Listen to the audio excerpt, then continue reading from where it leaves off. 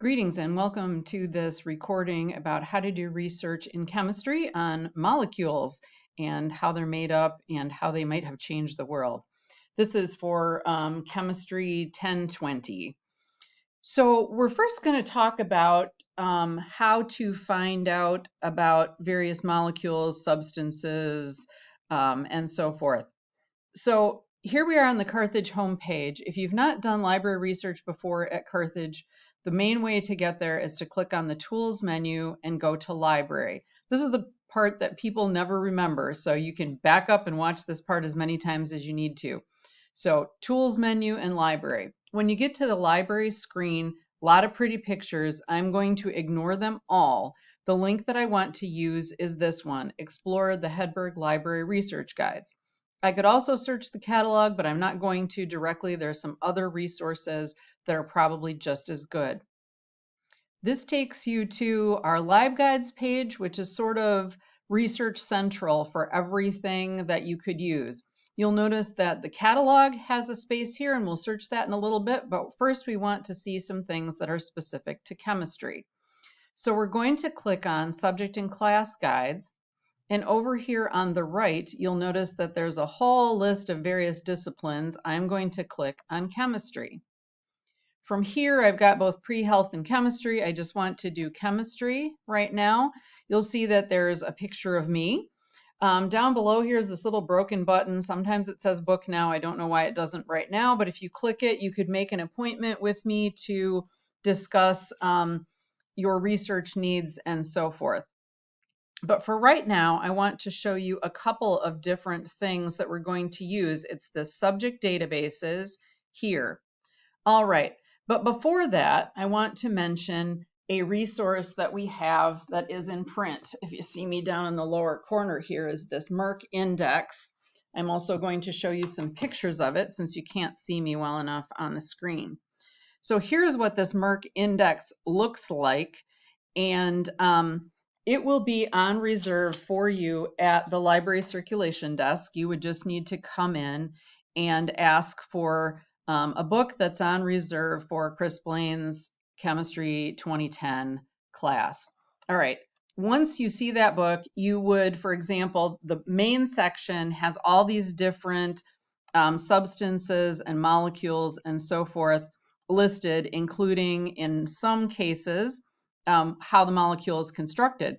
You'll notice on this page, for example, if I go in, that somewhere between phenolysine and frequentin should have been freon, but it doesn't actually exist. So you're asking why I'm showing you this book if freon isn't in here, and freon is the sample that we're looking at. In some cases, you might just be able to look up your item, whatever it is, and it might just be there, but if not, never fear, it's still in the book, and here's how you find it.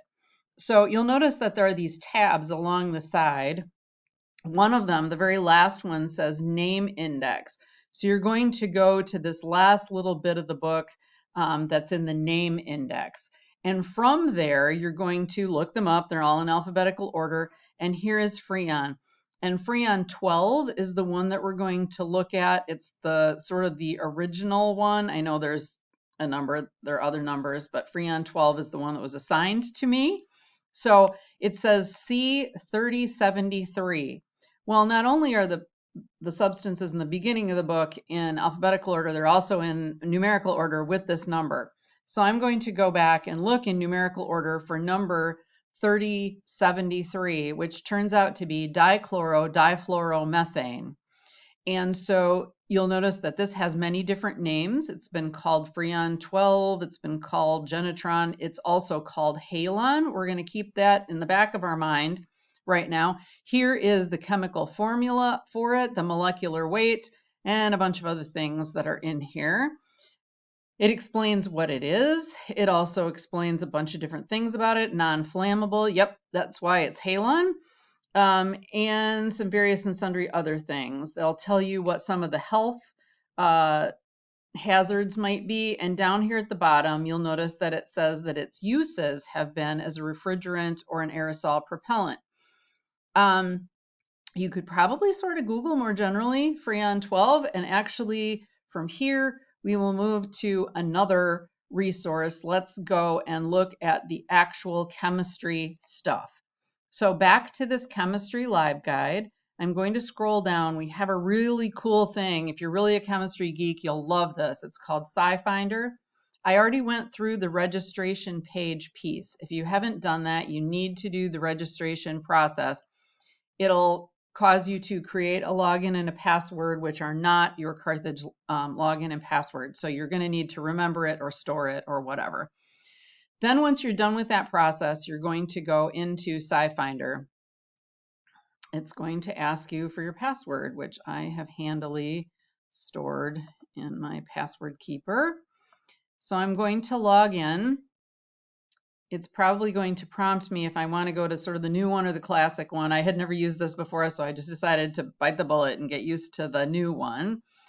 What I want to learn about here is substances, right? We're looking for Freon 12. So I'm going to click next to substances, and I'm going to type in here Freon 12. You'll notice that things start to pop up, which is really encouraging at this point. Remember, too, that this was called dichloro-difluoromethane earlier, and so we could look for that, too.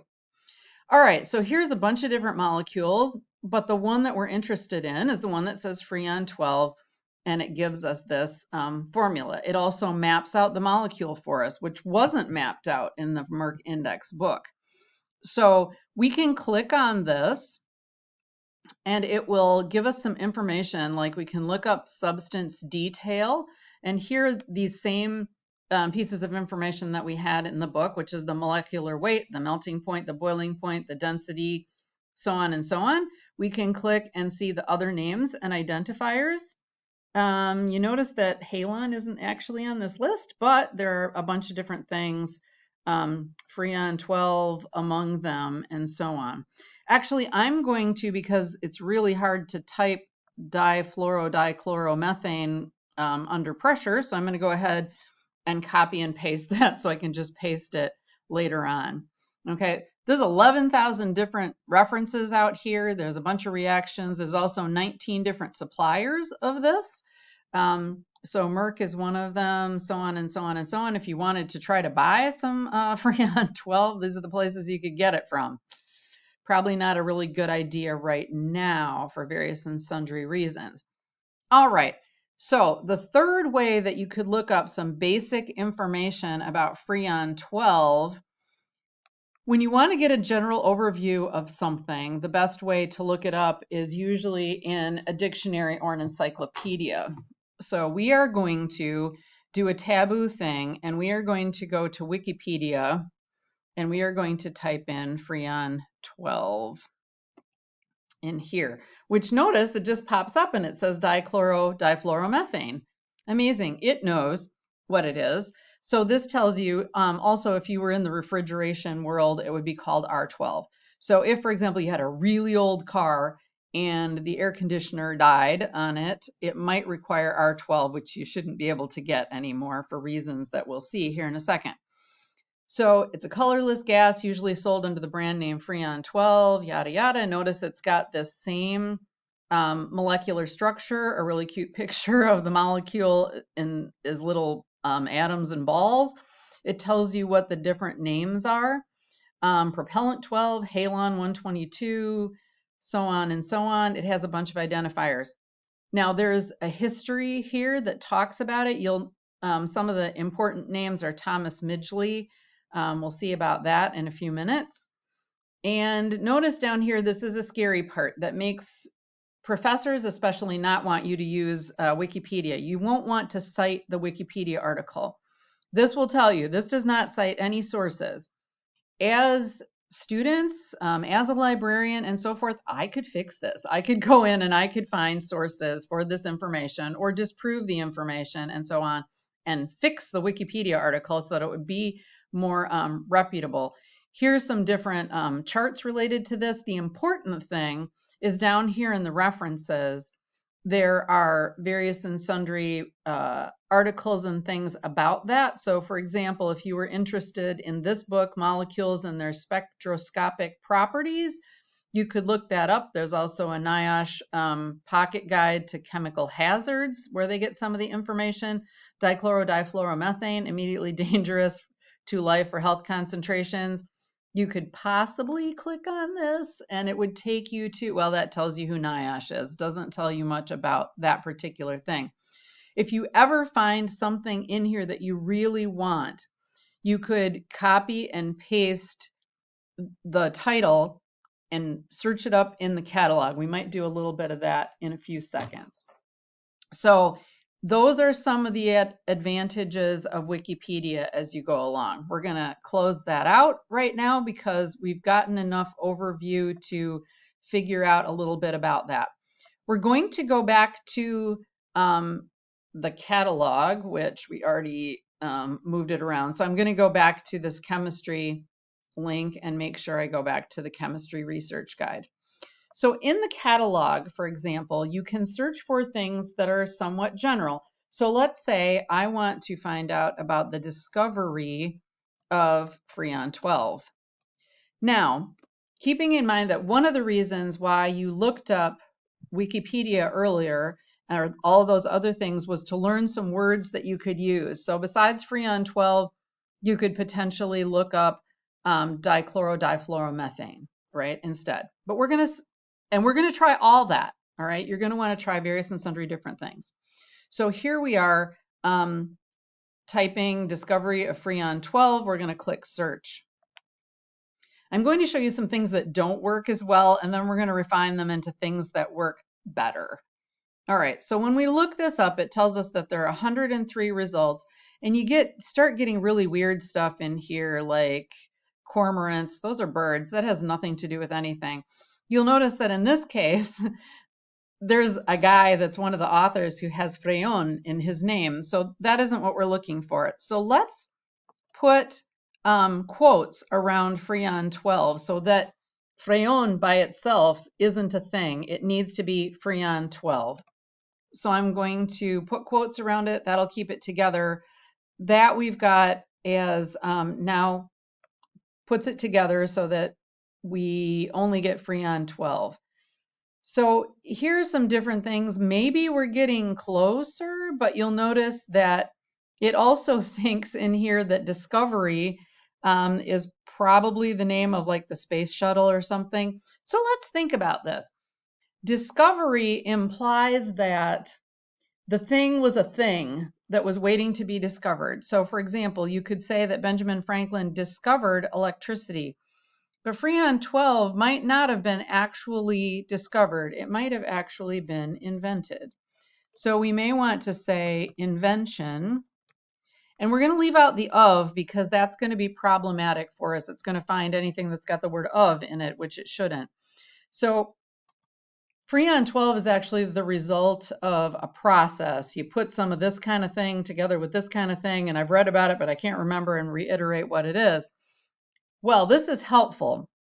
All right, so it's telling us that it was only with the invention of Freon 12 in 1930 by Thomas Midgley that such and such happened. So let's take a look and find out more about this. Now, a couple things. This one says at other libraries worldwide. Red flag. That means that this isn't going to be something that Carthage has immediate access to. Doesn't mean you can't get it, just means that you can't get it in full text in one click through the catalog. All right, so let's click on it. First, before we work on finding it, we want to make sure we want to find it.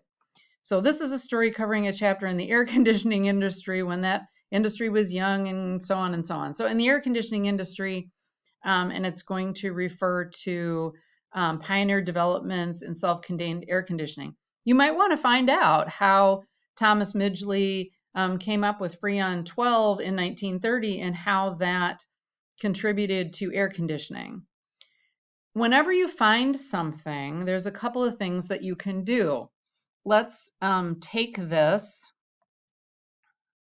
and remember to ourselves that Steinfeld was the author, that it was written in 1986, and I'm going to show you another resource, which is Google Scholar. And for Google Scholar, I'm just going to paste this in. and I'm going to look, and it says that if we really had it, it would say something out here. Okay, but it does tell us what this is. So if you can't get it this way, there's a couple of things that you can do. Let's go back to the catalog. That's not the right screen. Okay, we can request this through Interlibrary Loan. If you've never used Interlibrary Loan before, it's very cool. You just click on it. You will log in using your Carthage username and password.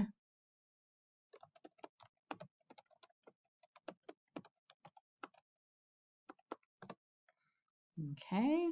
Once you do that, it will fill out all the information that you need, and all you need to do is say submit request. Since this is an article, it will most likely come to you electronically. So you'll get an email saying that it exists now, and that you can click on a link to get it. That might take 2-3 days, might take a week, might take 10 days, usually anywhere from 3 days to a week. So this is good for if you're planning ahead and have enough time. All right, let's close out of that. So back here in the catalog, we might find other things related to the invention of Freon 12. But let's go ahead and say, for example, that we're actually more interested in the invention of, remember we copy and pasted difluorodichloromethane. Oh, that doesn't have anything. Well, let's just search for difluorodichloromethane and see what it tells us about that in the catalog. There should be lots. All right, 127 things. So here's thermodynamic properties of gaseous Freon 12. Maybe if we had put a hyphen in there. Always be watching to see if I had only had a hyphen in there, I might have been able to find this before. Okay, thermodynamic properties, same thing. I'm going to go ahead and click on this. It's an article from 1952. Again, if you were looking for the current uses of difluorodichloromethane, and notice that that one's backwards. Normally I'd be looking for dichlorodifluoromethane. So shouldn't make any difference in terms of the molecule, but let's search the other way because the catalog may not know that they're the same. You know that they're the same, but it may not know that they're the same. The chemical properties have not changed, although the risks might have been found differently since 1952, definitely. Because keeping in mind that dichlorodifluoromethane is one of the CFCs that contributes to the hole in the ozone. And once you start reading about it, you'll figure out that that's a thing. All right, so here we've got some information about it. Oh, it looks like it's actually on a shelf. So one of the librarians could show you how to find that on an actual shelf. But let's not worry about that right now. So let's actually type it the other way around. Dichloro. I told you this is hard to type. Difluoro, U-O-R-O, methane. And I'm going to copy and paste this before I forget. All right. Now we have 1,563 results. And there are some things, for example, of drinking water and health, thermodynamic study of the decomposition in thermal plasma. Let's take a look at it in regards to ozone depletion. Okay, so from here, we'll get some articles that are newer. For example, this one doesn't tell me when it's from, but we'll take a look at it in just a minute. 2015, you can tell in there. Notice that sometimes it's also called CFC 12, chlorofluorocarbon 12, instead of Freon 12. So here's some information on this. You've got the view full text. You can click on. 2015 is good, by the way. In here, you'll see that, let's see if we can actually get to it. Once in a while, it'll tell you that things are there, but they won't actually have a full text that you can grab. So here's a couple different things. It gives us this information. It gives us the abstract.